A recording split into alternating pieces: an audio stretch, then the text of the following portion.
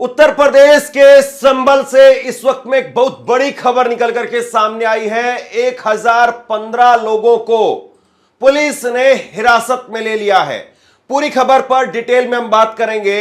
और उत्तर प्रदेश के संभल में लगातार पहले से ही सियासी घटनाक्रम उबाल पर है। सीओ अनुज चौधरी के बयान से ही लगातार माहौल गरमाया हुआ है। 6 मार्च को जब सीओ अनुज चौधरी ने कहा था कि 52 जुम्मे आते हैं, सिर्फ होली मनाई जाएगी, मुसलमानों का जुमा नहीं पढ़ा जाएगा। इसके आगे आप लोग एक क्वेश्चन मार्क लगाइए। संभल के अंदर से एक बहुत दुखद बड़ी खबर सामने निकल के आ रही है कि संभल के अंदर तकरीबन 1015 लोगों को हिरासत में ले लिया गया है और कुछ मस्जिदों को तिरपालों से ढक दिया गया है। आखिर ये किस चीज के लिए तैयारियां चल रही हैं? संभल को आखिर कौन सुलगाना चाहता है? संभल के अंदर माहौल को कौन खराब करना चाहता है? हमारे साथ वरिष्ठ पत्रकार मौजूद है धर्मेंद्र सिंह, आप उनकी इस रिपोर्ट को देखिए। उत्तर प्रदेश के संभल से इस वक्त में एक बहुत बड़ी खबर निकल करके सामने आई है। 1015 लोगों को पुलिस ने हिरासत में ले लिया है।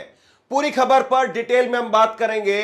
और उत्तर प्रदेश के संभल में लगातार पहले से ही सियासी घटनाक्रम उबाल पर है। सीओ अनुज चौधरी के बयान से ही लगातार माहौल गरमाया हुआ है। 6 मार्च को जब सीओ अनुज चौधरी ने कहा था कि 52 जुम्मे आते हैं, होली सिर्फ एक आती है। जिनको दिक्कत है वो अपने घरों से ना निकलें, घर पर ही नमाज पढ़ें। ये बयान उन्होंने 6 मार्च को दिया था और तब से लेकर के अभी तक संभल लगातार सुर्खियों में बना हुआ है।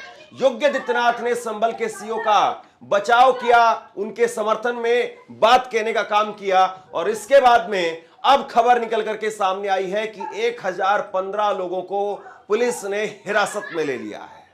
इस खबर पर चर्चा करेंगे, विस्तार से बात करेंगे। लेकिन जरा सोचिए, 1015 लोगों को संभल में सिर्फ होली हो रही है या होली पूरे देश में हो रही है?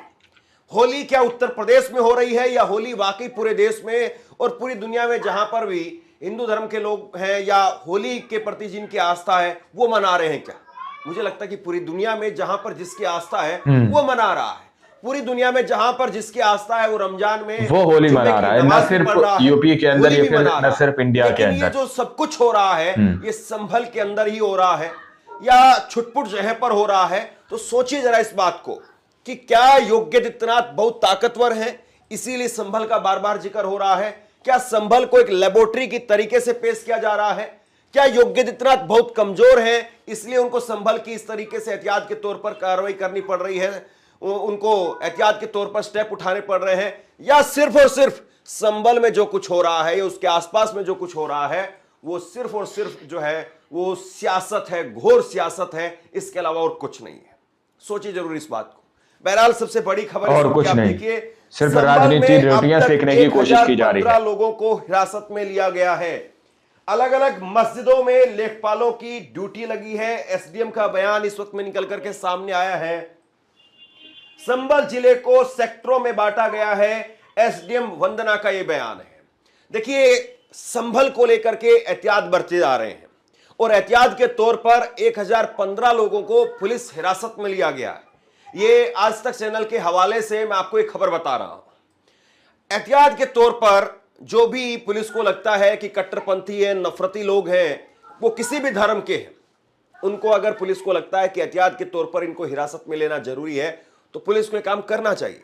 एहतियात के तौर पर पुलिस को लगता है कि मस्जिदों को ढकने की जरूरत है या पुलिस को लगता है कि कहीं पर मस्जिद पर जबरन कुछ नफरती रंग फेंक करके माहौल बिगाड़ सकते हैं, किसी को उकसा सकते हैं, किसी को भड़का सकते हैं, और अगर एक तिरपाल लगा करके वहां पर मामले को जो है वो शांत किया जा सकता है या मामले को कंट्रोल किया जा सकता है तो पुलिस को निश्चित तौर पर करना चाहिए। लेकिन अनुज चौधरी जैसे लोगों पर, अनुज चौधरी जैसे अधिकारियों पर क्या वाकई कार्रवाई होनी चाहिए या नहीं होनी चाहिए? क्योंकि पुलिस के जो भी आला अधिकारी हैं, चाहे वो रिटायर्ड हैं या अभी वर्तमान में पुलिस के पदों पर तैनात हैं, वो ये कह रहे हैं कि किसी भी पुलिस अधिकारी को इस तरह का बयान नहीं देना चाहिए। उत्तर प्रदेश के पूर्व डीजीपी ने इस बात को कहा है कि काम सियासतदानों का है, सियासतदानों पर छोड़ दे, आप अधिकारी हैं, अधिकारी के तौर पर रहिए। और अब खबर निकल करके ये भी सामने आ रही है कि अनुज चौधरी को सबके लिए काम कर रहे हैं, ना कि सिर्फ एक यानी अनुज चौधरी को कहा गया है कि आप ऐसे बयान नहीं दें। और डीएम की तरफ से यह कहा गया है कि जो भी अधिकारी अधिकृत किया गया है सिर्फ वही बयान देगा। मैं इसी खबर में आपको बताने वाला हूं सांसद का बयान, सांसद संभल के उनका बयान निकल करके सामने आया है और बेहद शानदार बयान है। उन्होंने बेहद शानदार तरीके से अपनी बात को रखने का काम किया है। लेकिन वहीं योगी आदित्यनाथ ने एक और बयान दे दिया है मथुरा को लेकर के। मथुरा वृंदावन के लिए रास्ता साफ है। योगी आदित्यनाथ जो है वो इस बात को कह रहे हैं एक दिन पूरी दुनिया भगवा पहनेगी। समझ में नहीं आता है कि योगी आदित्यनाथ की 365 दिन की राजनीति वो सिर्फ और सिर्फ हिंदू मुसलमान के इर्द गिर्द क्यों घूमती है। मथुरा के लिए रास्ता साफ कर दिया गया। क्यों घूमती रहती है हिंदू मुसलमान के इर्द गिर्द? और पूरी दुनिया भगवा पहनेगी, इसका मतलब क्या है?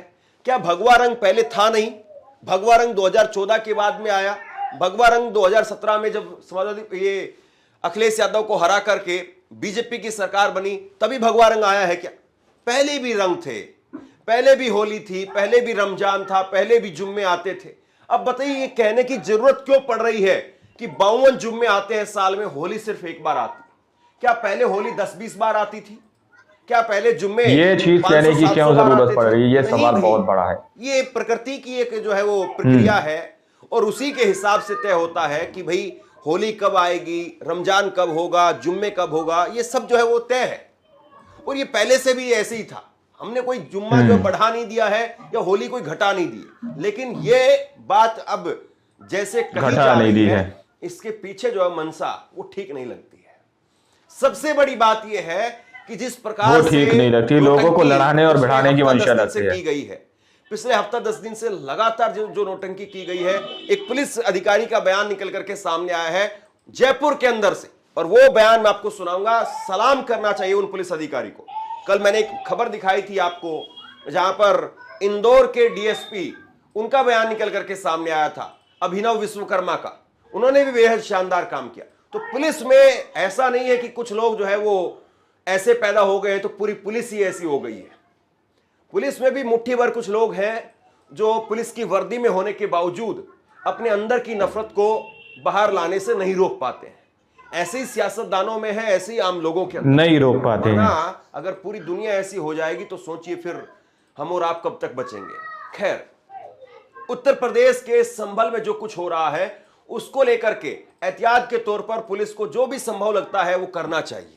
एहतियात के तौर पर अगर ये लगता है कि जुम्मे की नमाज को थोड़ा सा आगे बढ़ाया जाए, होली को थोड़ा पहले खत्म कर दिया जाए, तो मुझे लगता है कि एहतियात के तौर पर किसी भी इंसाफ पसंद आदमी को इस बात से दिक्कत नहीं होगी। और वैसे भी आमतौर पर अगर आप देखें तो होली 1-1.5 बजे तक खत्म हो ही जाती है। तो अगर होली को थोड़ा सा घंटा भर पहले, आधा घंटा भर पहले ये एक कह दिया जाए कि आप जो है वो पहले खत्म कर दीजिए, उसके बाद में मत मनाइए, या फिर उसके बाद में पर्टिकुलर मस्जिद के आसपास के इलाकों में आप मत खेलिए, या फिर ये कह दिया जाए कि जुम्मे की नमाज को आधा घंटा, 1 घंटा थोड़ा सा और आप डिले कर दें, तो उसमें भी कोई आसमान नहीं टूट पड़ेगा। दोनों धर्म के लोगों को सामने आकर के, और पुलिस का काम है ये कि दोनों धर्म के पीस कमेटी के लोगों को साथ में ला करके ये ऐलान करवाया जाए और संभल की शाही जामा मस्जिद के ऐलान करवाया जाए और बातचीत करवाई जाए आपस में लोगों की कि हम भी आज शाम को ऐलान कर देंगे और आज शाम को जब ऐलान करेंगे वो हमारा ऐलान आखिरी ऐलान होगा, लोगों की भलाई के लिए हम ऐलान करेंगे। और मुझे लगता है कि वो शायद यही ऐलान करेंगे और उनको करना भी चाहिए कि थोड़ा सा आधे घंटे बाद में हम जुम्मे की नमाज को जो है वो डिले कर रहे हैं। तो ऐसा पहले भी होता रहा है, कोई ऐसा नहीं है कि पहली बार होगा कि जुम्मे की नमाज को आधे घंटे बाद में किया जा रहा है। ये पहले भी होता रहा है और अब फिर होगा। अब देखिए संभल के सांसद का बयान आया है और बड़ा शानदार बयान है। संभल के सांसद बर्क साहब वो कह रहे हैं कि हमारा दिल बड़ा है, 2 घंटे तो बहुत छोटी चीज है, ये उन्होंने कहा है। दोनों समुदाय मिल करके त्योहार मनाएंगे। तो ये जो है जियाउर रहमान बर्क, उन्होंने इस बात को कहा है और वो कह रहे हैं कि ये 2 घंटे की बात आप कह रहे हो, 2 घंटे के लिए जो है वो मोहलत मांग रहे हो, 2 घंटे तो बहुत छोटी चीज है, हमारा दिल बहुत बड़ा है। क्योंकि दिल की बात कही थी अनुज चौधरी ने कि जिन लोगों का दिल बड़ा है वही घर से निकले। तो मतलब कमाल की बात है ना साहब, किस तरह से जो है वो चीजें कही जा रही हैं। और इसके बाद में जियाउर रहमान बर्क ने कहा है कि दोनों धर्म के लोग आपस में मिलकर के त्यौहार मनाएंगे और ये नफरती लोगों का काम है। जो लोग कह रहे हैं कि अलग से अस्पताल बना दो, अलग से इलाज करवा दो, उन लोगों को पहले इलाज करवाना चाहिए। जियाउर रहमान बर्क ने ये बात कही है।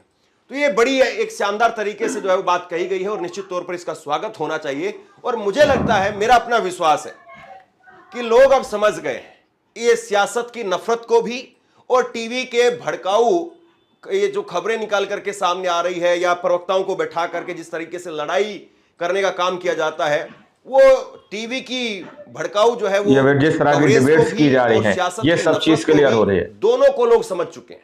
और मुझे लगता है हमारा देश इतना शांति प्रिय देश है, उसमें सारे धर्म शांति प्रिय हैं। मुट्ठी भर लोगों को छोड़ दे दो, मुट्ठी भर लोगों को छोड़ दे दो, और मुझे लगता है कि कल कोई बड़ी घटना नहीं होगी। और हम सबको सुनिश्चित भी करना चाहिए, अगर इस देश में आम आदमी इस बात को थोड़ा जिम्मेदारी के साथ में सुनिश्चित करे, तो ये बदमाश हैं ही कितने, ये तो वैसे ही मुट्ठी भर लोग हैं, ये तो अपने आप खत्म हो जाएंगे।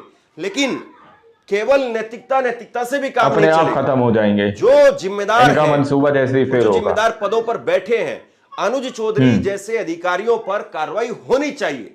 ठीक है, अभी आप जो है वो होली तक कुछ मत करिए, क्योंकि अगर हो सकता है कि होली तक कार्रवाई की जाए तो फिर माहौल हो सकता है कोई खराब हो जाए। होली के बाद में निश्चित तौर पर एक्शन होना चाहिए, लेकिन एक्शन होता हुआ दिखाई नहीं दे रहा है, क्योंकि योग्य आदित्यनाथ जाकर के प्रशंसा करके आ गए। जब मुख्यमंत्री जाकर के प्रशंसा कर रहा है तो आप किसी से और से क्या उम्मीद करेंगे? लेकिन जो कुछ क्या संभव में उम्मीद हो कर रहा सकते हैं है, कि इन इस पर बात कोई को एक्शन जरा होगा? समझिए। दोस्तों, आप लोगों ने इस वीडियो को शुरू से आखिर तक देखा। वीडियो के अंदर साफ तौर पर पता चल सकता है कि ये होली नहीं हो गई, ये जुमा नहीं होगा, बल्कि मानो एक बड़ी मुसीबत आन पड़ी हो। पता नहीं क्या ही होने जा रहा हो। इस तरह से तैयारियां, इस तरह की यहाँ पर सारे अलर्ट जारी कर दिए गए। 1015 लोगों को तकरीबन हिरासत में ले लिया गया है। ऐसे 1015 लोगों को हिरासत में लिया गया है जिनसे यह आशंका थी कि ये लोग माहौल को खराब कर सकते हैं, ये लोग माहौल को बिगाड़ सकते हैं। ऐसे लोगों को पुलिस ने हिरासत में ले लिया है। और जहां मस्जिदों के ऊपर कुछ नफरतबाज लोग रंग फेंक सकते हैं, ऐसी मस्जिदों को तिरपाल से ढक लिया गया है। अब जरा ये सोचने वाली बात है, ना तो पहले ही ये होली पड़ रही है, ना ही पहला ये रमजान पड़ रहा है, तो आखिर इस बार ऐसा क्यों हो रहा है? आखिर क्यों राजनेता इतने नफरत भरे बयान दे रहे हैं? पुलिस अफसरों की तरफ से, पुलिसों की तरफ से इस तरह के बयान दिए जा रहे हैं। एक तरफ बहुत सारे पुलिस वाले सामने निकल कर आते हैं, वो कह रहे हैं कि नहीं भाई, दोनों मिलकर बहुत समुदाय खुशी खुशी त्योहार मनाएंगे। तो एक कह रहा है कि भाई घर में रहकर तुम नमाज पढ़ो। जरा सोचने वाली बात है कि आपस में ये लोग कौन होते हैं जो आपसी भाईचारे को खत्म करने की कोशिश या आपस में लोगों को बांटने की कोशिश करते हैं। आप लोगों ने इस वीडियो को शुरू से आखिर तक देखा। वीडियो के स्टार्टिंग में मैंने जो बात कही कि जुम्मा नहीं होगा या होली मनाई जाएगी, ये एक सवाल है। मैं तो यही चाहता हूं और मेरी यही मंशा है और मेरी यही सोच है कि आज एक ऐसी मिसाल कायम की जाएगी दोस्तों, जो नफरती लोग हैं उनके चेहरे पर एक जोरदार तमाचा लगेगा और उनके मंसूबों पर पानी पड़ेगा। जुमा भी सही तरीके से अदा होगा, होली भी सही तरीके से मनाई जाएगी। इस रिपोर्ट में फिलहाल इतना ही। अपनी राय कमेंट सेक्शन में जरूर दीजिएगा। सच्ची पक्की खबरें देखने के लिए आप चैनल को सब्सक्राइब कीजिए। मिलते हैं अगली वीडियो में, जब तक के लिए जय हिंद, जय भारत।